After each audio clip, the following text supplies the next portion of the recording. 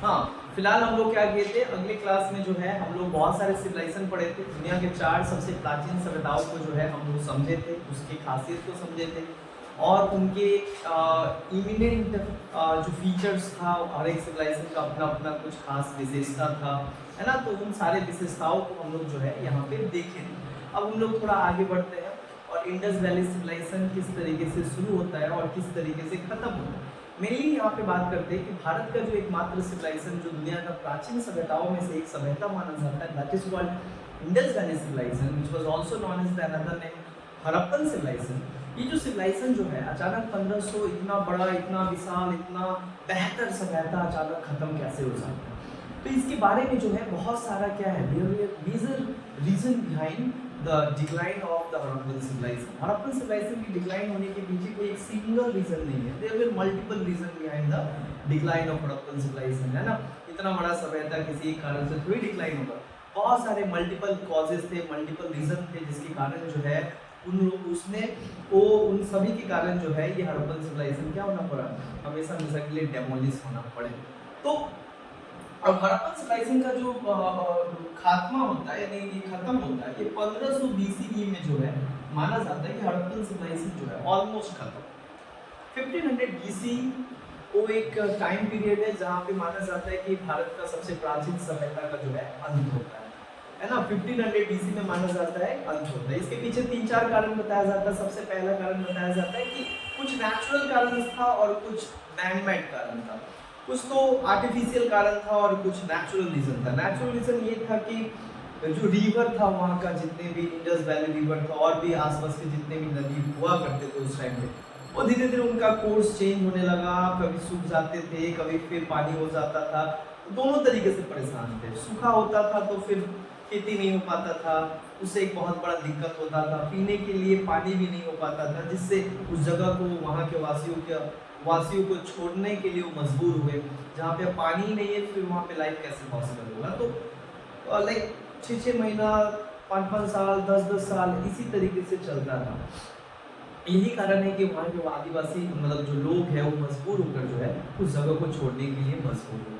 दूसरा कारण यहाँ था कि फ्लड, कई दफा इतना पानी पड़ जाता था, इतना रिवर का कोर्स चेंज हो जाता था, पानी इतना पड़ जाता था कि एक तो सुखा के मार दिया और एक तो इतना पानी हो गया कि पूरा भिगा के मार दिया। यानी कुल मिलाकर देखा जाए तो इतना फ्लड आ जाता था नदी में अचानक कि आसपास के इलाका, गाँव, खेत सब डूब जाता था।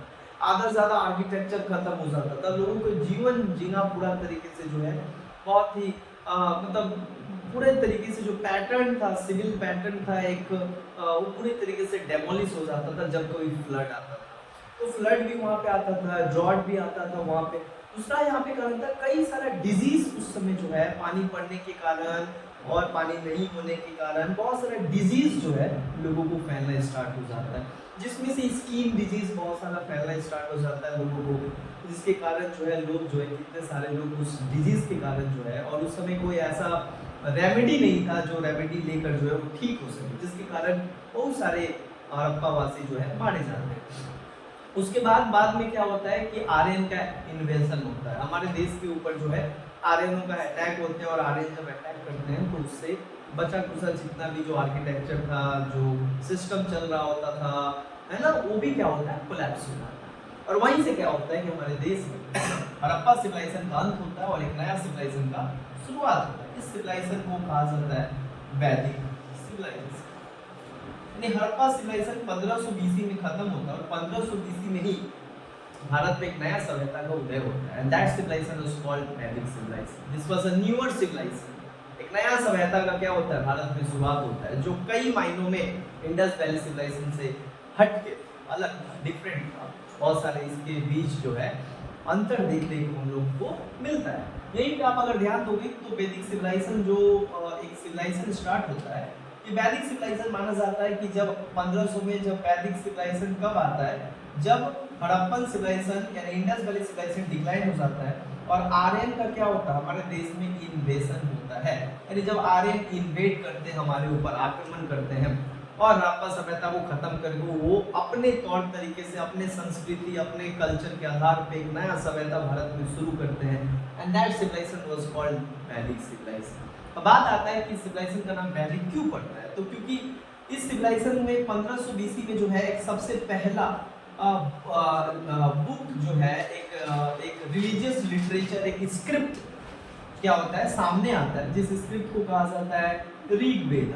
और यही कारण है कि इस आधार पे जो है पूरा सिविलाइजेशन का नाम पड़ जाता है वैदिक सिविलाइजेशन, क्योंकि यहाँ से पहला बार the first written scripture was found right in 1500 BC and that's why this civilization was called based on scripture, जो पूरे तरीके से जो है स्क्रिप्चर पे धार्मिक पुस्तक, धार्मिक जो तौर तरीका है उससे जो है ये सभ्यता का क्या होता है शुरुआत होना शुरू हो गया। वहीं पे देखा जाए तो यहाँ पे आर्यन जो अटैक की हमारे देश में, इसको लेकर बहुत ज़्यादा हमारे देश में क्या है एक तरीके का डिबेट है, एक तरीके का डिस्कशन है, एक तरीके का बहुत बड़ा कंट्रोवर्सी है कि जो आर्यंस थे, अगर हम मान भी ले कि आर्यंस अटैक किए थे और भारत के ऊपर आक्रमण करके हड़प्पा सभ्यता को खत्म करके उन्होंने वैदिक सिविलाइजेशन का नींव रखा था, तो ये एक्चुअली आए कहाँ से, है ना, ये कहाँ से आए? तो बाद में पता चलता है इनके ऊपर जो है बहुत सारा थ्योरी है। एक थ्योरी क्या करता है, सुनो, एक थ्योरी ये बताता है कि बहुत सारा थ्योरी, जैसे एक theory central theory. Central theory क्या होता है? सेंट्रल एशियन थ्योरी है, यानी सेंट्रल एशिया थ्योरी है। जो सेंट्रल एशिया थ्योरी क्या बोलता है? सेंट्रल एशिया थ्योरी इस बात को मानता है कि जो आर्यंस है, आर्यंस एक्चुअली वो सेंट्रल एशिया से जो है आए हुए हैं, यानी आर्यंस कहाँ से आए हुए हैं? सेंट्रल एशिया से। तो सेंट्रल थ्योरी यानी सेंट्रल एशियन थ्योरी ये क्लेम करता है या ये मानता है कि जो आर्यंस आए थे वो सेंट्रल इंडिया से आए हुए लोग थे। सेंट्रल इंडिया का मतलब होता है अफगानिस्तान, तजिकिस्तान, हाँ, सेंट्रल एशिया, यानी जो सेंट्रल एशिया का पार्ट है वहां से आर्यन जो है आए थे। और यहाँ पे बताया भी जाता है कि सेंट्रल एशियन थ्योरी में बताया जाता है कि वो सेंट्रल इंडिया से आए थे, और साथ ही साथ जो खैबर पास है, खैबर पास मतलब जो वहाँ पे एक बहुत बड़ा, भारत में आने के लिए अफगानिस्तान से एक बहुत बड़ा पर्वत, उस पर्वत का नाम है हिंदकुश माउंटेन। उस हिंदकुश माउंटेन को ये लोग पार करके, जो बड़ा ही लाइक एक बहुत बड़ा माउंटेन है, बहुत ही एक क्या बोलेंगे डिफिकल्ट माउंटेन है, जहाँ से भारत की तरफ आना और भारत की तरफ आना जो है वो लोग इसी को क्रॉस करके खैबर पास को जो है ये लोग भारत में प्रवेश किए थे। तो central theory, central Asian theory ये बात कहता है कि ये सेंट्रल इंडिया से आए हुए लोग थे, यानी Aryans were actually coming from Central Asia to India. Bharat में ये लोग सेंट्रल एशिया से आए थे, यानी आज के अफगानिस्तान, तजिकिस्तान, इन जगहों से जो है ये लोग बेसिकली आर्यंस हमारे देश में आए थे। उसके बाद बताया जाए तो सेंट्रल थ्योरी देने वाला एक व्यक्ति था मैक्स मुलर, इसलिए उसके नाम पे वही थ्योरी ये दिया, इसलिए उसका नाम पे थ्योरी पड़ जाता है max Muller theory.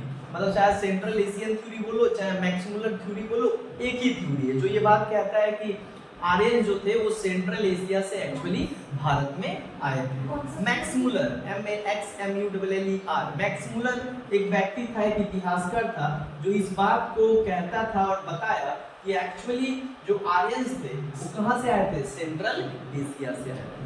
Aryans actually coming from the Central Asia, है ना। और this theory was given by the Max Muller and that's why Max Muller theory भी इसको कहा जाता है। Central Asian theory is also known as Max Muller theory.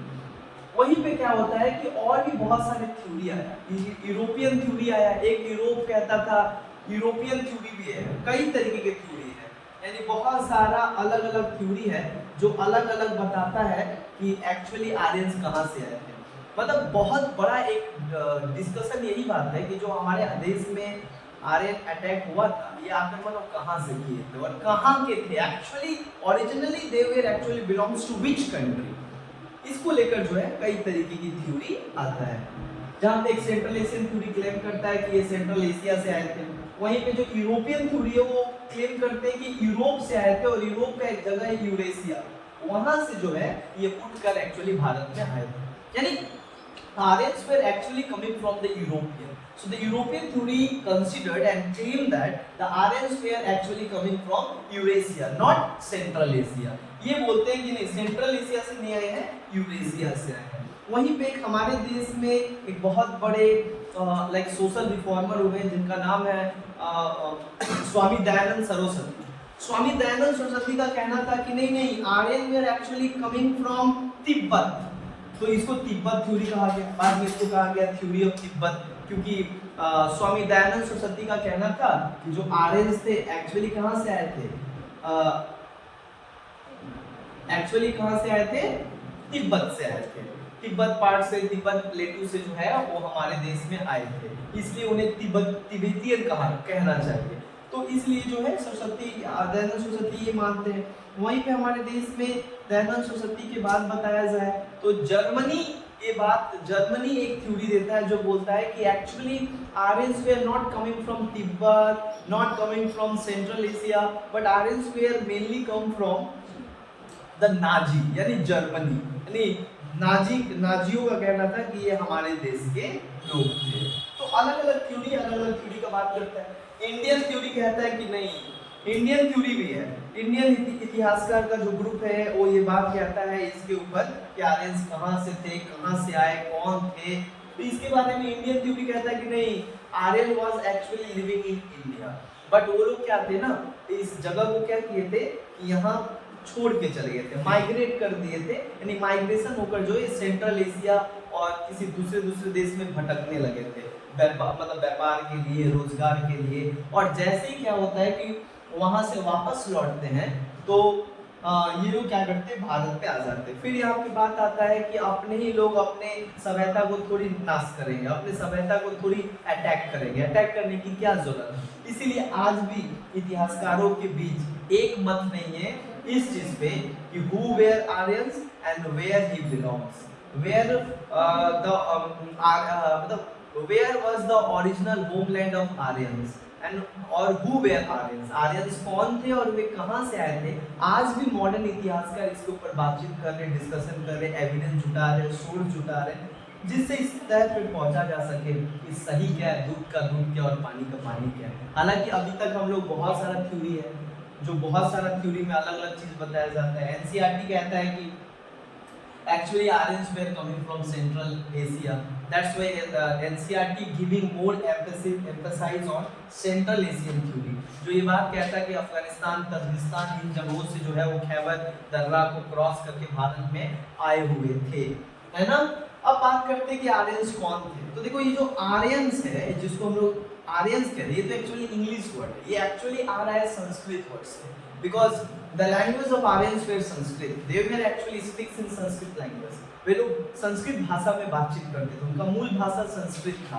अब बात आता है कि आर्यंस का जो इंग्लिश वर्ड है ये एक्चुअली संस्कृत में पाया जाता है आर्य, तो उनको कहा आर्य का मतलब होता है नोबल मैन, आर्य का मतलब क्या होता है, नोबल मैन। इससे ये समझ में आता है कि जो आर्यंस थे ना वो नोबल मैन थे, है ना, शाही खानदान से बिलोंग करते थे, और उनकी भाषा जो है, उनकी जो भाषा था वो संस्कृत था, इसीलिए वो संस्कृत बोला करते थे। इसीलिए वे अपने आप को जो है अपने आप को देवता और ईश्वर के परिवार से अपने आप को जोड़ते थे और कहते थे कि ईश्वर भी क्या करते हैं, संस्कृत में बात करते हैं, उनका भी भाषा संस्कृत है और हमारे भी भाषा संस्कृत है, यानी हम ईश्वर के घर से बिलोंग करते हैं। इसीलिए अपने आप को एक हायर सोशल स्टेटस को क्या करते हैं, मेंटेन करते हैं आर्यंस। आर्यंस कुल मायने में देखा जाए ना तो हमारे हड़प्पा वासी लोगों से बड़ा तेज तर्करार थे, बहुत ही स्मार्ट थे, बहुत ही इंटेलिजेंट थे, बहुत ही क्लेवर थे।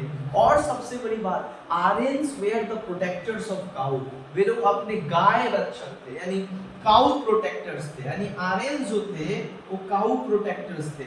आर्यन सबसे ज्यादा इज्जत, सबसे ज्यादा रिस्पेक्ट अगर किसी का करते थे, उनके लिए सही मायने में अगर कोई सबसे ज्यादा धन था तो वो था उनके लिए काऊ, है ना। तो गौ का बहुत ज्यादा क्या करते थे, ये रक्षा किया करते थे, काऊ प्रोटेक्टर थे, है ना। उसके अलावा अगर बात किया जाए तो आर्यन जैसे ही भारत में आए तो ये लोग रहना स्टार्ट कहाँ किया, नॉर्थन पार्ट ऑफ इंडिया, ये लोग सबसे पहले आकर कहाँ रहना स्टार्ट किया? नॉर्थन पार्ट ऑफ इंडिया, यानी भारत के जो उत्तरी भारत है, भारत का उत्तर भारत में लोग रहना स्टार्ट किए। अब उत्तर भारत में कहाँ रहना स्टार्ट किए? उस जगह को कहा जाता है एग्जैक्ट सप्ता सिंधु। क्या कहा जाता है? सप्ता सिंधु, जो इंडस वैली से थोड़ा, इंडस वैली को छोड़ के थोड़ा दूरी पे है। याद रखना, हड़प्पा सिविलाइजेशन में, यानी जब इंडस वैली सिविलाइजेशन था जहाँ पे लोग रहा करते थे, लेकिन जब आर्यंस आए तो वो उसी जगह पे नहीं रहते थे, क्योंकि वहाँ पे खेती वगैरह अच्छा नहीं होता था।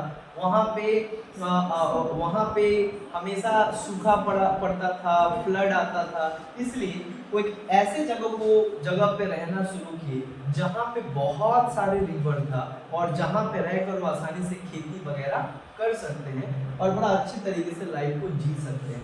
इसीलिए इन्होंने एक नया जगह चुना भारत में जहाँ पे रहना शुरू किया। सप्ता Sindhu was the location where Aryans were actually situated, जहाँ पे आर्यंस जो है रहना शुरू किया। उसके अलावा देखा जाए तो आर्यंस जो थे वे अपने आप को जो है, अपने आप को, आर्यंस का एक्चुअली कलर देखो, so the colour of Aryans were मतलब क्या बोलेंगे, फेयर, यानी एक तरीके का फेयर स्किन था उनका। कहा जाए तो आर्यंस जो थे वो बड़ा फेयर स्किन था, यानी बड़ा वाइट हुआ करते थे, काफी फेयर, काफी वाइट हुआ करते थे। वहीं पे जो द्रविडियंस थे, जो इंडिया में रहने वाले जो द्रविडियंस थे पहले से, वे लोग थोड़े क्या थे, डार्क थे इनके कंपेयर में, है ना। सो आगे हम लोग थोड़ा बढ़ते हैं, यहाँ पे लोग थोड़ा जाने आर्यंस के बारे में। अब हम लोग समझते हैं कि आर्यंस के आने के बाद जो है किस तरीके का सभ्यता ये चेंजेस होता है। अब देखो, आर्यंस की 1500 में आर्यंस आए और 1500 में ही क्या होता है कि सबसे पहले भारत का और इंडिया की ह्यूमन हिस्ट्री में पहला बार क्या होता है, कोई रिटेन स्क्रिप्चर सामने आता है, और वो स्क्रिप्चर सामने आता है ऋग्वेदा के रूप में, है ना। ऋग्वेदा के रूप में, ऋग्वेदा एक्चुअली कौन लिखा इसको, इसके बारे में आज तक एनसीईआरटी भी नहीं बताता है who composed this, but Aryans का कहना था कि हम ही लोग लिखे, बट इतिहासकार का कहना था कि आज तक पता नहीं चला कि ये लिखा था। सो मे बी इनको ये कहा जा रहा है कि जो ऋग्वेदा है ये एक्चुअली खुद ईश्वर के द्वारा लिखा गया है, कई दफा ऐसा बात कहा जाता है। लेकिन ऋग्वेदा जो है ये कंफर्म हुआ कि 1500 बीसी में जो है पहला भारत में क्या होता है, एक स्क्रिप्चर मिला जो कि रिलीजियस स्क्रिप्चर था, जहाँ पे धर्म के बारे में, समाज के बारे में, कर्म कांड के बारे में, रीति रिवाज के बारे में, कल्चर के बारे में, कस्टम के बारे में हर कुछ लिखा हुआ था।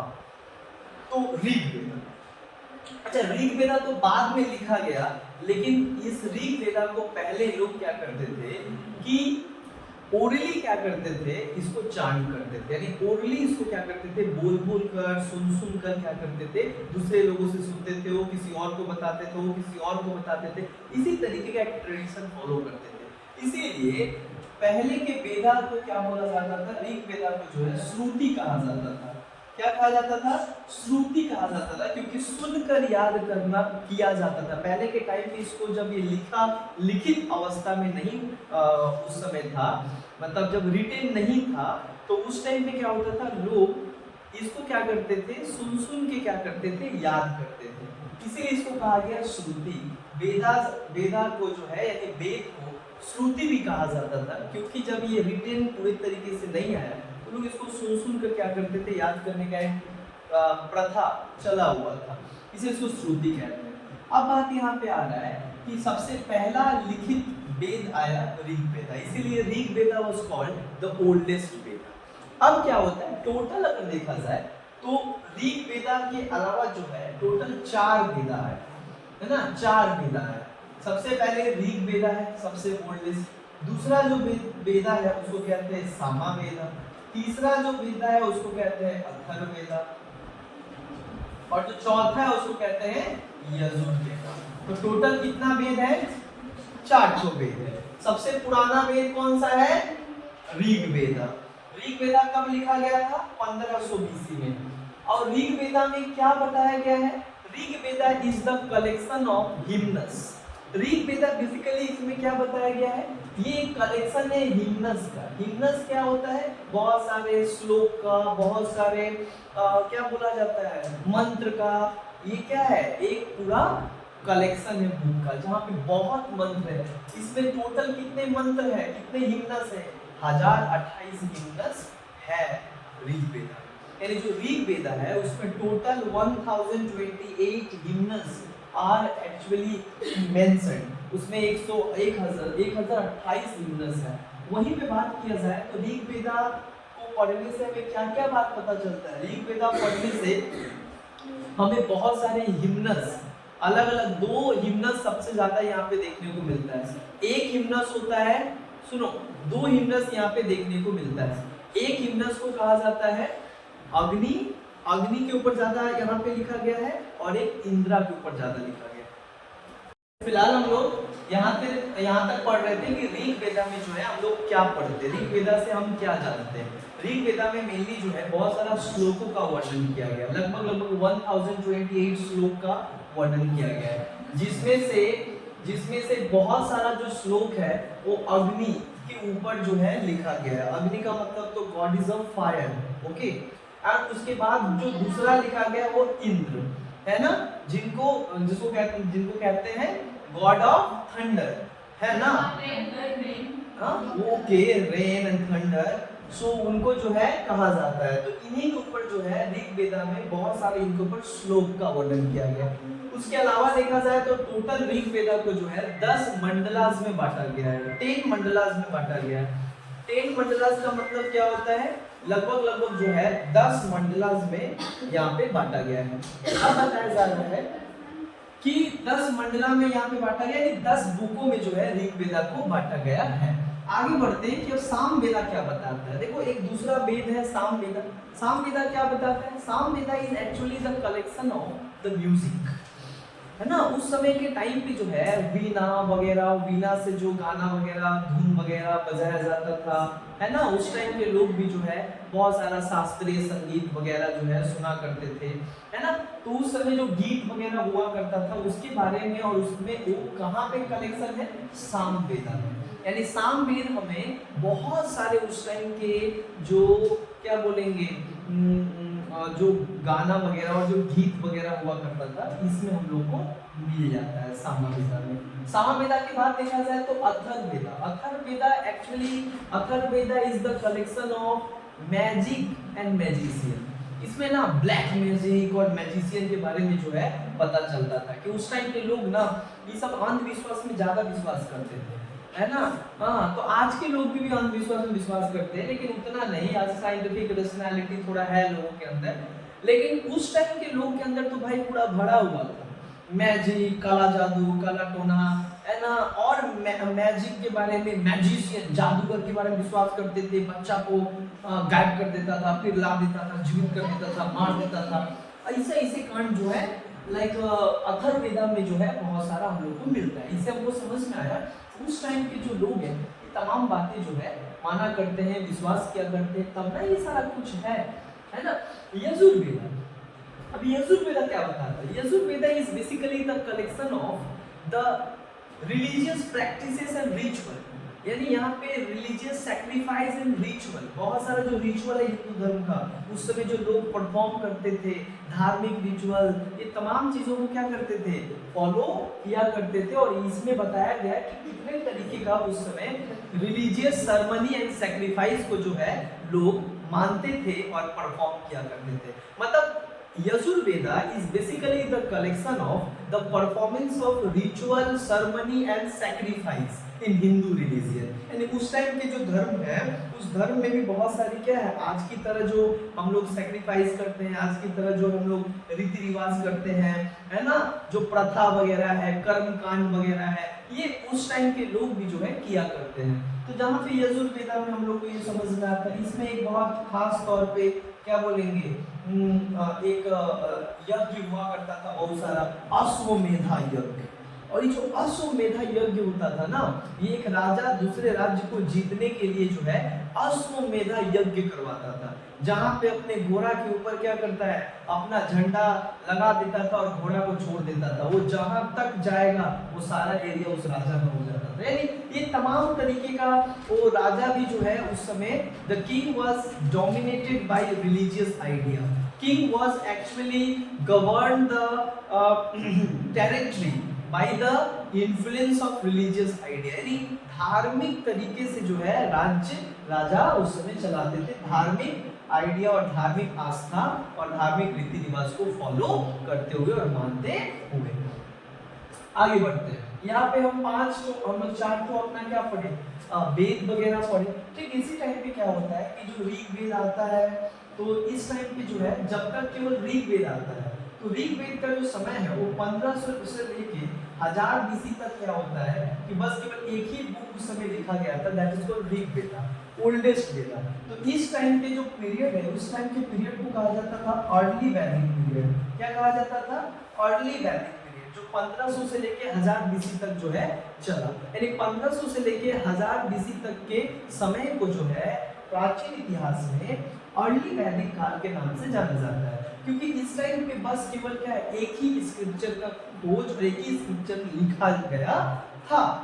और इस समय का जो सोसाइटी था ना, यानी 1500 से 1000 बीसी तक जब ऋग्वेदा लिखा गया था, इस समय का समाज बड़ा ही क्या था, सेकुलर सोसाइटी है ना। समाज जो है ना बड़ा ही सेकुलर सोसाइटी था।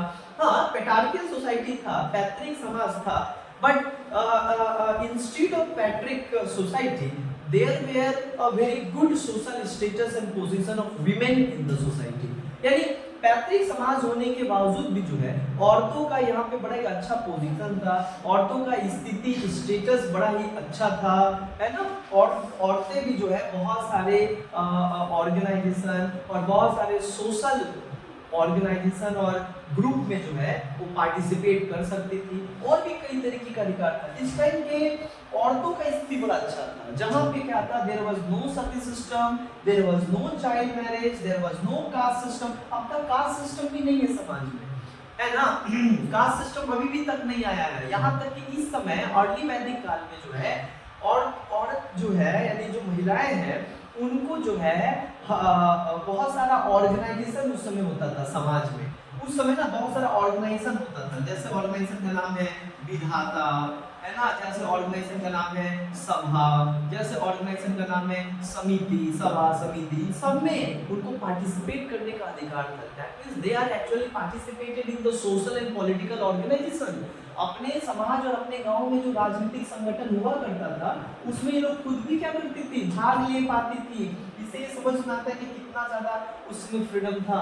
ये भी बताया जाता है कि इस समय समाज में नो चाइल्ड मैरिज, कोई भी क्या होता था, बाल विवाह नहीं होता था, और नो सती प्रैक्टिस, और कोई भी क्या होता है, सती सिस्टम को परफॉर्म नहीं किया जाता था। यानी कितना अच्छा समाज था उस समय। सोचो हमारा प्राचीन काल का जो समाज था कितना बेहतर था। कोई यहाँ पे अब तक वर्ण सिस्टम भी नहीं आया, यानी समाज को जातियों में नहीं बांटा गया, जाति व्यवस्था अभी तक जो है समाज को जकड़ा हुआ नहीं था। कुल मिलाकर बताया जाए तो बड़ा अच्छा समाज था। औरतों की स्थिति यहाँ पे अच्छा था। औरत यहाँ पे they have right to choose their life partner freely, यानी उस टाइम पे इनके पास ये फ्रीडम था कि वे लाइफ पार्टनर को चूज कर सकती थी। किसी भी तरीके का कास्टिज्म और डिस्क्रिमिनेशन उस समय नहीं हुआ करता था। इसके अलावा देखा जाए तो अर्ली वैदिक समाज हमने यहाँ पे बताया। समाज के बाद अगर बताया जाए रिलीजियन बताया जाए, तो रिलीजियस अगर लाइफ देखा जाए अर्ली वैदिक पीपल का, तो रिलीजियस लाइफ भी बड़ा अच्छा था, सेकुलर था, किसी भी तरीके का, हाँ, they believed in a multiple like क्या बोलेंगे, they believed in a multiple gods, but they are the natural worshipper, है ना। प्राकृतिक क्या करते थे, जितने भी क्रिएचर होता था उसका पूजा पाठ करते थे, पानी का पूजा पाठ कर लेते थे, आग का पूजा पाठ कर लेते थे, हाँ, यहाँ तक कि सूर्य देवता, सन का भी पूजा करते थे।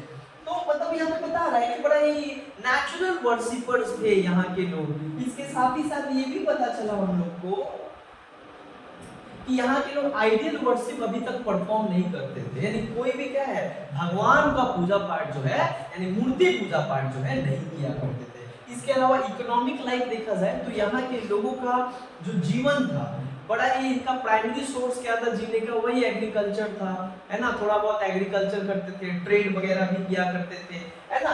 और सबसे खास बात क्या था कि अर्ली वैदिक पीपल, सुनो, अर्ली वैदिक समाज में अगर पॉलिटिकल लाइफ देखा जाए तो 3 संगठन था उस समय, Sabha, Samiti, Vidatha, these are the political organisation. यहाँ तक कि जो वहाँ पे गांव हुआ करता था, तो जो गांव होता था ना, विलेज, उसका क्या होता था, गांव के लोग मिलकर डिसाइड करते थे कि यहाँ का इस गांव को कौन क्या करेगा, हिफाजत करेगा दूसरे गांव से। क्योंकि उस समय क्या होता था ना, दो को जो है उस समय होते थे, मतलब दो क्या होता था उस समय, जातियां थी उस टाइम पे। हाँ, कबीला होता था, 2 जातियां होती थी और दोनों जातियां जो है एक दूसरे का दुश्मन हुआ करती थी। तो वहां पे एक गांव का हिफाजत करने के लिए दूसरे गांव से हर गांव अपना क्या करता था, एक गांव का लीडर बनाता था। और जो गांव का लीडर होता था उस समय उनको कहा जाता था राजन। क्या कहा जाता था, राजन, जिनको गोप्ती कहा जाता था, राजन। अभी जो राजन होते थे, ये गांव के लोग डिसाइड करते थे कि कौन बनेगा राजन, सभा समिति में आके तय करते थे। यानी कि यहाँ पे राजन जो थे ना, और राजन को क्यों बनाया जाता था, मेन काम क्या था, ताकि हमारे गांव में जो हमारे कैटल है, यानी जो हमारा पशु है, उसको जो है वो दूसरे गांव वाले क्या करते हैं, बहुत ज्यादा भक्षक है, यानी बड़ा ही नॉन वेजिटेरियन है, हम लोग वेजिटेरियन है, ये लोग हमारे मतलब गाय, इन सबको जो है वो लोग पकड़ लेते थे और मार देते थे, जिसको गाय को बचाने के लिए। क्योंकि अर्ली वैदिक पीपल जो थे, जो आर्यंस थे, वो गाय को लेकर बहुत ही ज्यादा क्या थे, मतलब गाय को लेकर बहुत ज्यादा प्रोटेक्टिव थे, यानी गाय को हमेशा जो है प्रोटेक्ट करते थे। यही कारण है कि गांव के लोगों ने एक अपना गांव के देखरेख करने के लिए एक राजा बनाया, राजन, जो उस गांव के सारे कैटल का क्या करता था, हिफाजत करता था दूसरे गांव वालों से। यानी अब तक काऊ का बड़ा ही क्या था, यहाँ पे एक तरीके का रिस्पेक्ट, एक तरीके का देखा जाए तो the primary source of wealth was cow. यानी काऊ इस समय क्या था, सबसे इंपॉर्टेंट और सबसे वेल्दी चीज था इस समय के समाज का, सबसे कीमती चीज था इस समय के समाज का। आगे बढ़ते हैं। तो इस समय के समाज का हम लोग ये समझे कि सबसे कीमती चीज क्या है। लेकिन इसके बाद क्या होता है, ठीक उसी समय के बाद ये सिचुएशन पूरा क्या होता है, चेंज हो जाता है। जब क्या होता है, 1500 से 1000 बीसी तक अर्ली वैदिक सोसाइटी चला। अर्ली वैदिक सोसाइटी के बाद जो है डायरेक्ट स्टार्ट होता है लेटर वैदिक सोसाइटी। लेटर वैदिक सोसाइटी का मतलब क्या होता है, ऋग वेदा के बाद में और भी 3 तो क्या होता है, वेदा आ जाता है।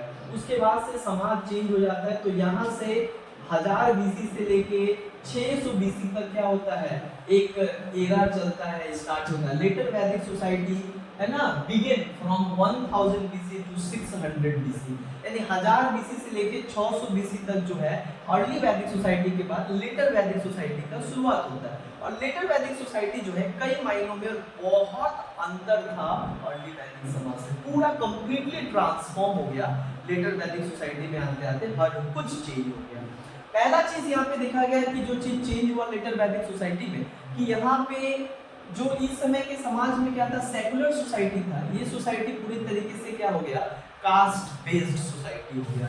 यानी यहाँ के समाज में जो है कास्ट सिस्टम आ गया, that is called varna system. यहाँ पे वर्ना सिस्टम आ गया and the society has divided on caste line.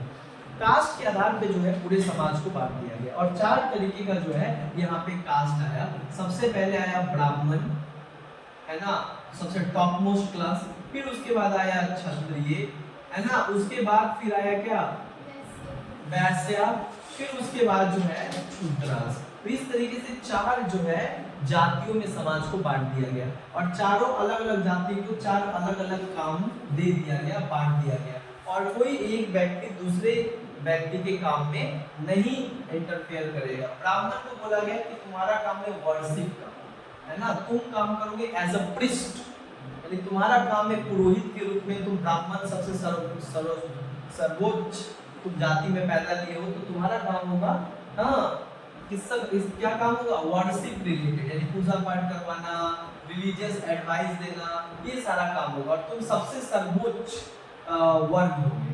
उसके बाद यहाँ बताया गया क्षत्रिय। क्षत्रिय को बोला गया तुम्हारा काम होगा वॉरियर के रूप। वॉरियर का मतलब होता है तुम राज्य का क्या करोगे, देखरेख करोगे, राज्य को चलाने का काम तुम करोगे।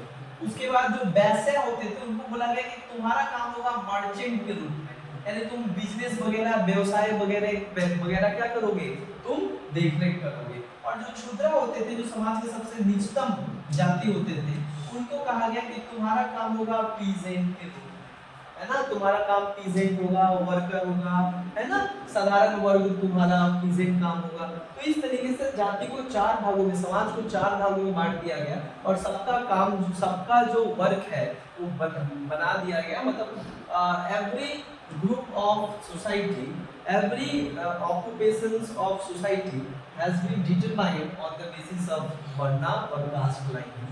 तुम इस जाति में पैदा नहीं हो तो तुम्हारा ये काम है, तुम इस जाति में पैदा नहीं हो तो तुम्हारा ये काम है। इस तरीके से देखा गया कि सबसे पहले समाज जो पहले सेक्युलर हुआ करता था वो पूरी तरीके से जातियों में बट गया। दूसरा, सोशल लाइफ में क्या चेंजेस देखने को मिला कि अब यहाँ पे क्या होने लगा, सती सिस्टम होने लगा और चाइल्ड मैरिज होने लगा, यानी बाल विवाह होना शुरू हो गया और सती प्रथा भी शुरू हो गया।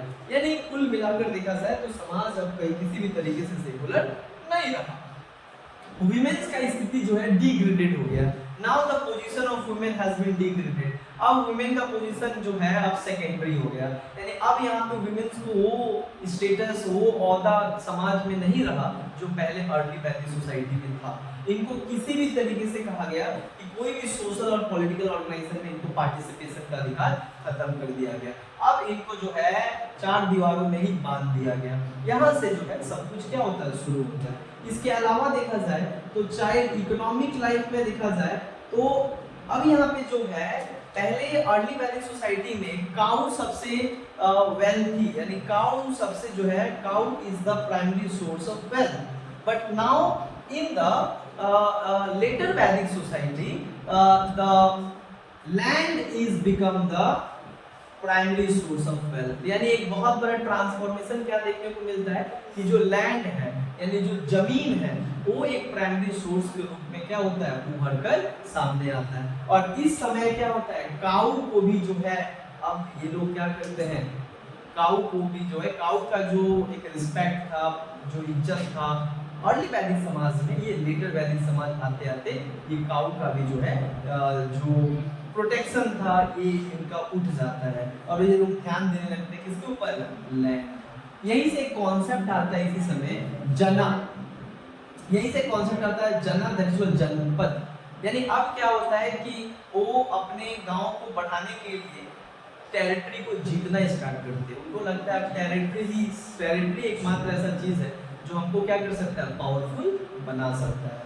तो इस तरीके से अब ये लोग लड़ाई किसके लिए करने लगे, they were fight for the large territory, they were fight for the territory। और यही टेरिटरी का लड़ाई के कारण विलेज में क्या होने लगा, लड़ाई यहाँ पे शुरू हो जाने लगा। इस टाइम पे आते आते जो राजन होता था वो कंप्लीटली जो है अब एक ही खानदान से बनने लगा, क्षत्रिय फैमिली से। मोनार्की सिस्टम यहाँ पे एस्टैब्लिश हो गया। वहीं अर्ली वैदिक समाज में देखा गया कि पॉलिटिकल सिस्टम डेमोक्रेटिक था, लेकिन यहाँ पे आते आते जो है एक ही खानदान, एक ही हेरिडिटी बेस्ड हो गया, यानी वंशानुगत बेस्ड हो गया, एक ही खानदान से जो है बनेंगे, है ना। तो यहाँ पे देखा गया कि जनपद का सिचुएशन यहाँ पे लोग देखा गया, जनपद का कॉन्सेप्ट आया। जनपद जो था थोड़ा एक लार्ज टेरिटरी था in comparing to the early Vedic society, यानी जो विलेज था अर्ली वैदिक समाज में थोड़ा छोटा हुआ करता था, लेकिन लेटर वैदिक समाज में वो विलेज थोड़ा क्या होने लगा, ये लोग दूसरे गांव को जीत कर, टोला को, गांव को क्या करते थे, जीत कर उसको कब्जा कर लेते थे। इससे थोड़ा ज्यादा उनका टेरिटरी विस्तार हो जाता था, बढ़ जाता था।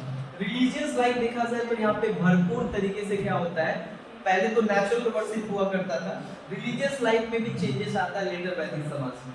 In a later Vedic society, now the natural worship transformed into the ideal worship। अब यहाँ पे क्या होता है, आइडियल वर्शिप भी करना स्टार्ट हो जाता है। अब ये लोग जो है यहाँ पे आइडियल वर्शिप करना शुरू कर देते हैं, यानी मूर्ति पूजा करना जो है ये लोग शुरू कर देते हैं।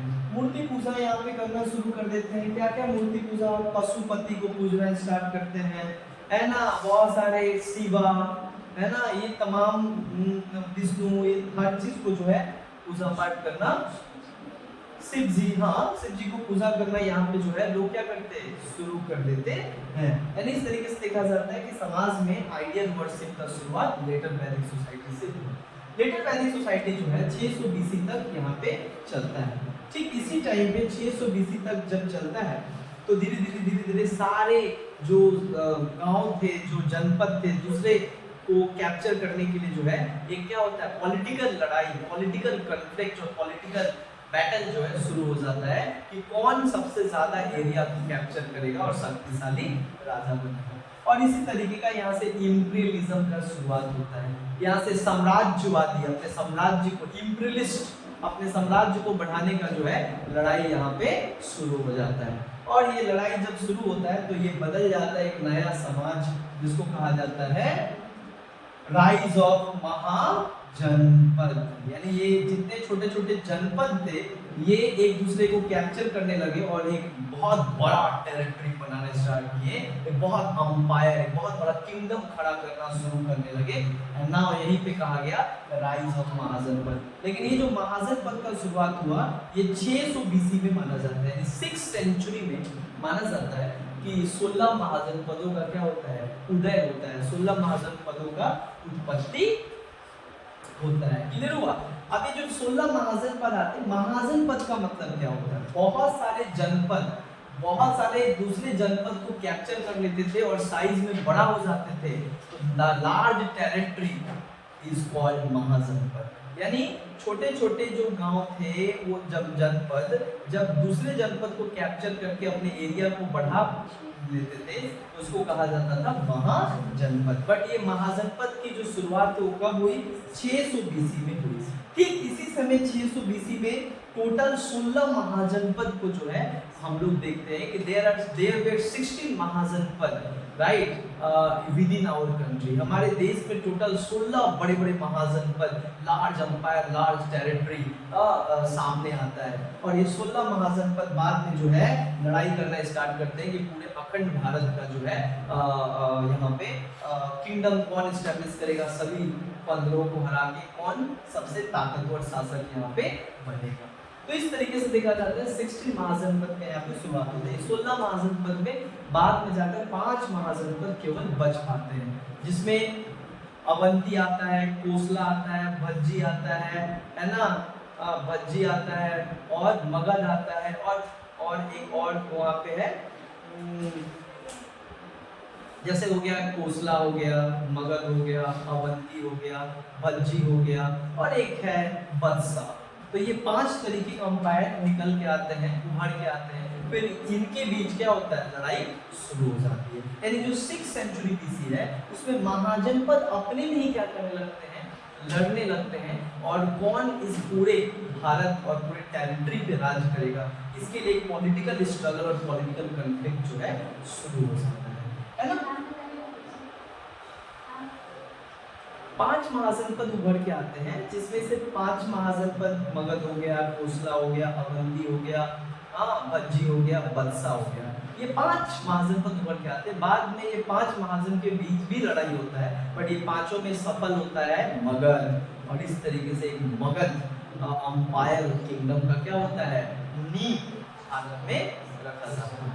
और ठीक इसी टाइम पे जब ये 16 महाजनपद चल रहा था तो इस 16 महाजनपद के 16 महाजनपद के समय को यानी 600 बीसी को कहा जाता है second urbanisation. Second urbanisation as कहा जाता है। 6th century BC is also known as the second urbanization era in ancient India। एक पहला अर्बनाइजेशन था इंडस वैली सिविलाइजेशन, जहाँ पे शहर बनना शुरू हुआ, और उसके बाद से जब इंडस वैली सिविलाइजेशन खत्म हो गया तो वैदिक सिविलाइजेशन आ गया। उसमें कोई शहर बनाना ये लोग स्टार्ट नहीं किया, वो लोग गाँव में रहा करता था। लेकिन फिर से पुनः एक बार जो है अर्बनाइजेशन एरा शुरू हो गया 6th सेंचुरी में, यानी 600 BC में। इसीलिए इसको कहा जाता है सेकेंड अर्बनाइजेशन एरा। क्लियर? तो यहाँ पे हम लोग देखते हैं कि 16 महाजनपद का क्या होता है, शुरुआत होता है। ठीक इसी 6th सेंचुरी में यानी 600 BC के टाइम पे क्या होता है, रिलीजियस मूवमेंट भी क्या होता है, स्टार्ट हो जाता है।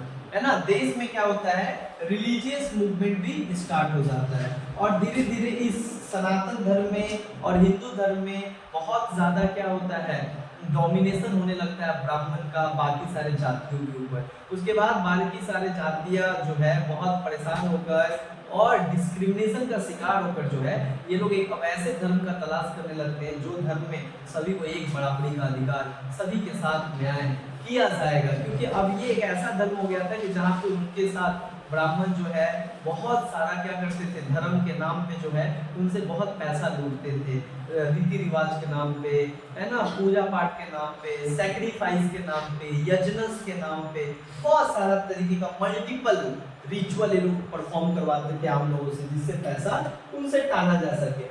इसके लिए बाद में दो धर्म निकल के आता है, जैनिज्म और बुद्धिज्म। ये दो धर्म ठीक इसी टाइम पे निकल के आता है। जैनिज्म को लीड करते हैं महावीरा और बुद्धिज्म को लीड करते हैं गौतम बुद्ध। तो यहाँ से अगली क्लास जो है हम लोग यहाँ से स्टार्ट करेंगे कि किस तरीके से दो नया रिलीजियन क्या होता है, सनातन धर्म के खिलाफ जब ब्राह्मणिज्म बढ़ जाता है, जब बाकी सारे तीन जातियों के ऊपर जुल्म होने लगता है, तब जाके तीन जातियों अलग होकर एक नया धर्म का जो है शुरुआत उस टाइम पे होता है, जो दो धर्म निकल के आता है, जैन धर्म और बौद्ध धर्म। इसके बारे में कंप्लीट पढ़ेंगे और इसके साथ ही साथ ऊपर का और भी बहुत सारा क्या होता है, स्क्रिप्चर्स एक के बाद एक आते हैं, उपनिषद आता है, कुरान आता है ना, ये तमाम चीजों को जो है हम लोग अगले क्लास में पढ़ेंगे। धन्यवाद।